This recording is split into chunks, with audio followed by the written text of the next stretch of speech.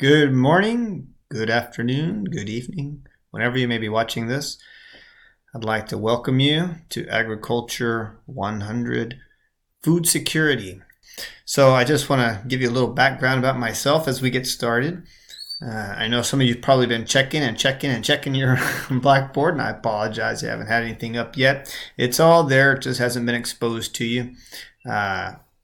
I'm going to try to make this a pretty easy layout. I'm not going to go through everything here on Blackboard. You can see just the welcome and syllabus I got here by clicking Getting Started on the left-hand panel.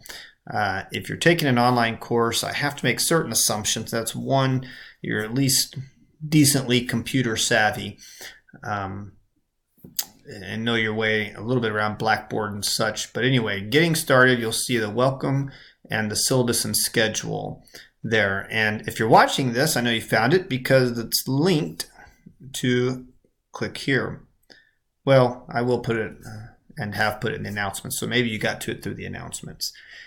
Anyway, so again, just my background. So Dr. Anson Elliott has been teaching this course probably since he was my age, and he just retired. I have a better group photo with him. This is Dr. Wong. He is the department head of the Environmental Plant and Soil Sciences at Missouri State University, and this is Dr. Anson Elliott.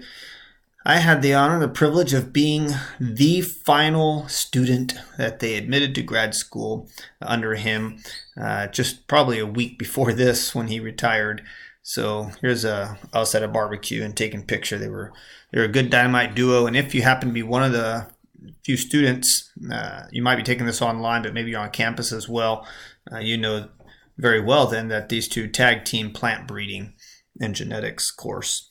Anyway, so each of these have entrusted to me teaching of this course, and I look forward to it. A lot of the material, if you've been told, if you had certain expectations, because he's taught it year in, year out, and semester, relax. I'm not going to do an overhaul. You shouldn't have to expect anything too different, except that the 30-year-old video series he usually opens up with is not here any longer. Sorry.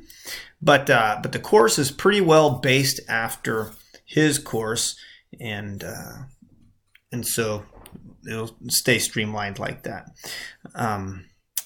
So this is my family, and there's me.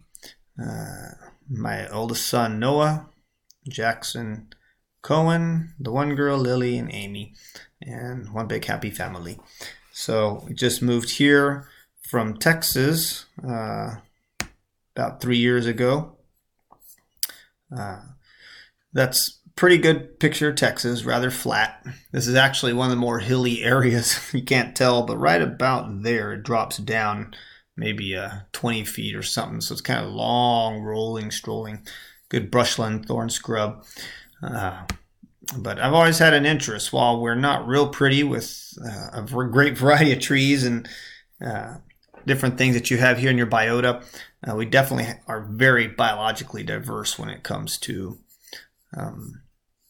insect life, bird life, mammalian life. Small, but diverse. I've worked with a lot of different projects and plants. I've worked with citrus in South Texas. I've worked with nanoparticles. I've worked here with grape genetics and black walnut breeding. This is just one picture to show you that I've done some tech, done a little bit of research in the field. And I have a poster there down the hallway. My pride. And here's the class I graduated with, so I can remember some of them. And anyway, you might recognize some of those faces, again, if you're on campus. So I'm going to close that. That's just a tidbit about me. With that, I have just a couple more things I want to talk about. I want to go ahead and give you an introduction to the course. Like I said, I'm taking over for Dr. Anson Elliott. My name is Jacob Schneider, and I went to school in South Texas, on the University of Texas system. I got my bachelor's in biology, and I got a master's in education with emphasis in biology or science. I've been a science teacher. I was a high school science teacher for 11 years. And then after I received my master's, I went on and taught at the community college for 5 years. It was mostly human physiology and anatomy. But during that time, around 2011, I took a great interest in, after a couple unique experiences in agriculture. And I have a lot of friends and colleagues in the Texas A&M system, as well as MU and MSU systems now, and doing all sorts of things from plant pathology to, of course, genetics and such, microbiology. And I'm thrilled to be here. I'm very excited. This is my first course. Well, I did teach last semester. I taught a plant molecular biology course. And I came back to school in 2016, got a second master's, Master of Science in Plant Science. And so I think I covered everything. That's kind of me in a nutshell right there. I teach for MSU part-time. I teach at the Excel Center full-time, and that's an adult high school for once were dropouts. Now have come back to school. So what I'm going to do right now, I got to tell you about two more things. First, I want to have an introduction to the class by way of a quick video I'm going to put on here. And then I'm going to show you how to introduce yourself. First, what is food security? You know, we live in a time where there's a growing need for a growing population. And I think you got the minds to solve a lot of its problems. You know, we need someone with big heart and good brains. And together, these minds collaborating can use these available resources to you, the kind of resources you have available. So let's check this out and see how it works. It's the first time I play a video while I'm recording.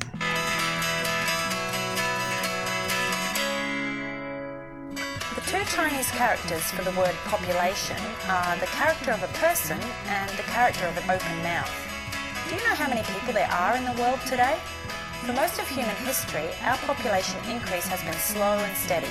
But in the last 120 years, it has accelerated from 1.5 to more than 7 billion. Around 1 billion people, or 1 in 7, are chronically hungry. It is predicted that by the end of this century, we will welcome person number 11 billion. Experts agree the planet can definitely produce enough food for 11 billion, but they question whether we can do it in ways that are environmentally responsible and whether safe and nutritious foods will be distributed fairly. What we are talking about here is called food security. It's not a term you might have heard before, so let's define it. According to the United Nations, food security exists when all people at all times have physical and economic access to sufficient, safe and nutritious food to meet their dietary needs and food preferences for an active and healthy life. There are 4 dimensions of food security: availability, access, utilisation and stability. You might like to explore these further.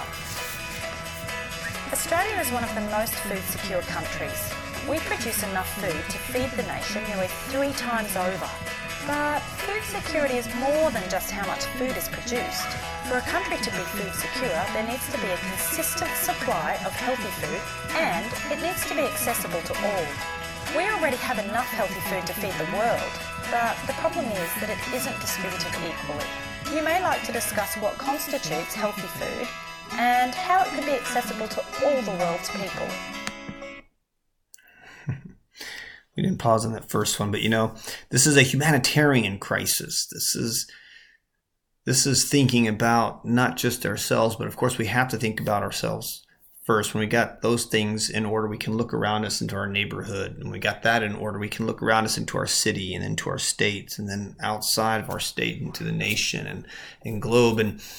And more Americans than anyone else have that opportunity. But we do have food insecurity right here locally as well. There's pockets everywhere of poverty and pockets of need. So these are things to kind of keep in mind as we go through, because ag is an answer, but ag is also a problem. And we got to figure out how to use ag to solve one problem without creating others. This will be unpacked throughout the series of weeks in this course, especially in Unit 1. One potential piece of the puzzle is the re-emergence of local food systems in which food is grown, processed, packaged and consumed in the same community. There are lots of great examples of this, including Western Farms in Brighton, Tasmania, where food is produced for farmers' markets and restaurants, including their own cafe in Hobart. You might like to consider the economic, health and environmental benefits of local food systems. So, now you've started to think about food security, perhaps the two Chinese characters that make up the word population, that is a person and an open mouth, make more sense to you. Ultimately, we must balance people and resources. This is a challenge for agribusiness and consumers alike, but one I think we're up for. And I think we're up for it too, personally. Yeah, locally, nationally, internationally. I was glad this was an Australian video. There was another that was Canadian. There was another. This is not just United States. This is everywhere. This is an internationally known crisis. And so this course goes beyond Missouri State. This class can actually reach you wherever you're at, and you can have an impact wherever you're at, whether you're here in Springfield, Missouri, or Bangkok. So one last thing I want to show you now. That was a quick introduction to what food security is, and I would like to meet each of you. I'd like to see your face.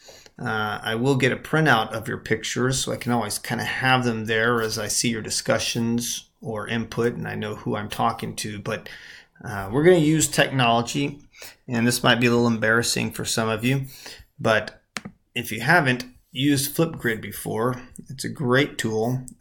Now you can download the app as well on your phone, smartphones, whether it be should work on Androids as well as iPhones, and you can record and talk to your phone as well. You can watch it a couple times. If you don't like it, just re-record before you post it. And this is just in a minute or less. Your name, where you're from, maybe your major.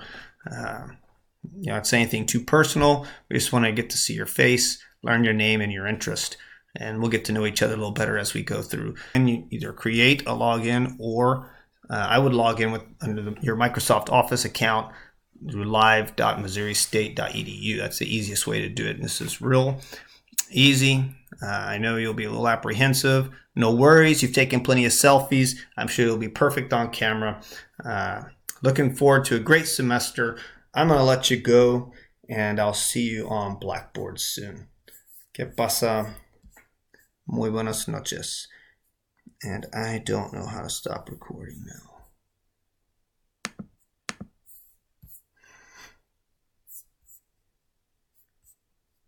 Oh.